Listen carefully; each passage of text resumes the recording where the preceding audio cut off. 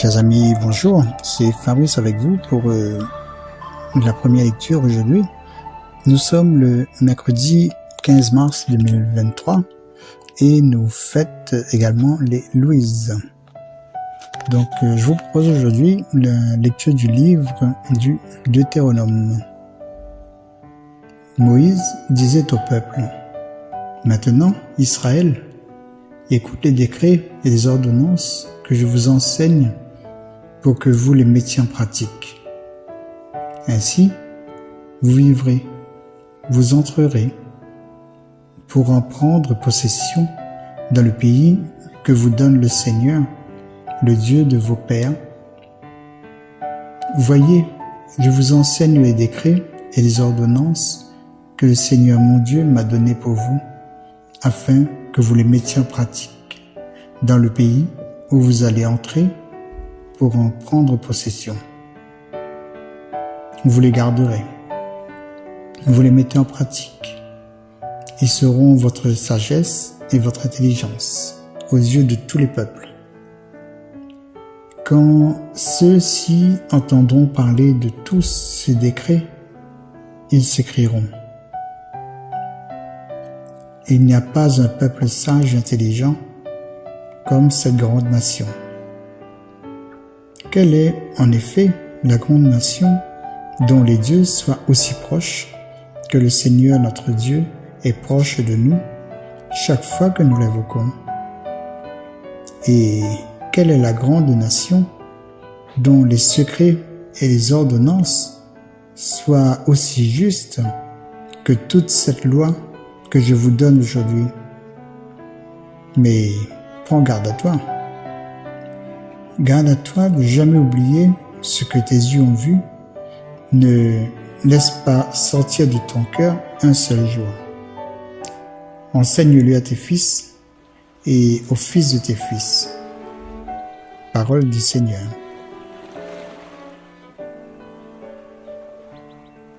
Chers amis, dans ce passage du Deutéronome, nous voyons que Dieu donne la loi à son peuple, et la loi que le Seigneur a voulu nous donner, eh bien, nous le voyons dans son accomplissement à travers la vie de Jésus.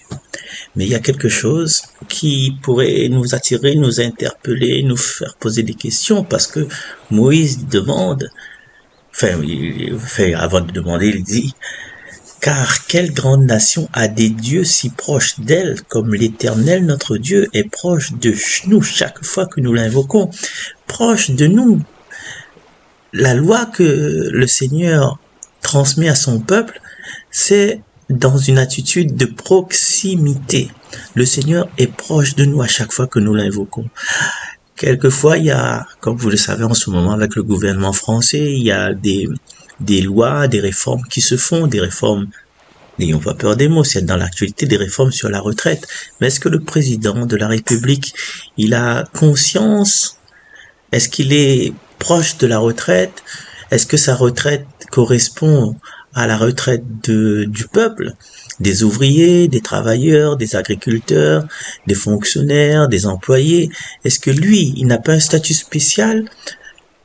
Ce statut spécial, est-ce que ça lui permet de comprendre ce que subit une femme de ménage, comme ça a été évoqué à l'Assemblée nationale? Ou bien, en tant que gouvernant, il me semble que chaque gouvernant, avec les avantages qu'il a, cette retraite à vie pour eux, pour leurs épouses, pour leurs enfants, mais on est loin de la réalité. On devient un peu dictateur. Qu'est-ce qu'il faut? Il faut la proximité. Pas une proximité, on serre les mains lors d'une campagne présidentielle, ou bien lors d'une inauguration d'un bâtiment public. C'est pas ça la proximité que nous avons avec le Seigneur. Avec le Seigneur, nous avons cette proximité paternelle et même maternelle, en transmettant la loi. Et Dieu, c'est un Dieu qui est proche. Je vous rappelle cette phrase: Car quelle grande nation a les dieux si proches d'elle, comme le Seigneur notre Dieu est proche de nous chaque fois que nous l'invoquons. Et voyons bien, nous le savons aussi, les Écritures parlent de ce Dieu proche qui parlait à Moïse, comme on parle à un homme face à face. Ce Dieu qui marche avec son peuple dans le désert, avec l'image de la nuée, la colonne de fumée pour protéger le peuple. Il marche avec le peuple. Et ce n'est pas un Dieu qui laisse des prescriptions écrites, qui envoie un SMS, ou bien qui envoie un fax, ou bien qui fait une allocution derrière une caméra. Mais il dit, on continue, je continue avec toi, je marche avec toi, je suis près de toi. Dieu, notre Dieu, c'est un Dieu, faut accepter, faut comprendre que il s'agit d'un Dieu si près de nous, qu'importe l'endroit où nous sommes. On est sur la balançoire, on est dans le bus, on est à la mer en train de pêcher le poisson, on est dans notre lit, on est avec nos enfants, on est avec notre épouse, on est avec notre ami, on est dans le travail. C'est un Dieu qui est forcément toujours avec nous. Il suffit que nous tournons le regard vers lui. Il y a des moments dans la Bible où cette proximité, cette non-proximité plutôt, qui essaye de nous éloigner de Dieu. Mais Dieu, il est présent. Alors, dès le départ, avec Adam et Ève, il y a le serpent qui veut séparer, qui veut enlever cette proximité entre Dieu et ses créatures. Il y a aussi Adam et Ève, quand Dieu vint se promener dans le jardin à la brise du soir, ils se cachent de la proximité de Dieu. Ils ont honte parce qu'ils ont péché. Le péché nous conduit à nous cacher, à ne plus vouloir cette proximité. Et chers amis, même si le péché engendre en nous un sentiment de honte, Dieu restera toujours notre Dieu. Et là, dans une deuxième image de la Bible, il y a Caïn qui tue Abel. Ça évoque aussi une certaine séparation. J'ai peur. Tuer le frère, je ne suis pas le gardien de mon frère, on se sépare de Dieu. Et quand on a des attitudes qui ressemblent à ces attitudes-là, ben ça efface la proximité. On refuse la proximité de Dieu. Dieu, je pense qu'il veut être maître de mettre M-A-I, accent circonflexe T-R-E, de nos relations. Mais cette proximité, quand il avance vers nous, on peut, si on veut personnifier le Seigneur, il devient faible. Et plus il s'approche, plus notre Dieu devient faible. Et quand il vient habiter parmi nous, il devient homme faible sous la forme d'un petit enfant qui est maltraité, qui veut être tué qui va être tué par Hérode. Il devient faible dans la crèche, faible parce que il est mis à mort sur la croix. Il plie sous le poids de la croix avec la couronne d'épines, avec les coups de fouet. Dieu, quand il s'approche de nous, il devient faible. C'est pas un Dieu puissant, gaillard, conquérant, non. Non, il est faible. Il est avec notre condition humaine, une maison, début jusqu'à la mort. Mais ce qui différencie le Dieu faible de l'homme faible, c'est que avec ses disciples, Jésus les accompagne sur les chemins, ils enseignent sur les chemins et corrige un petit peu la trajectoire de ses disciples avec amour.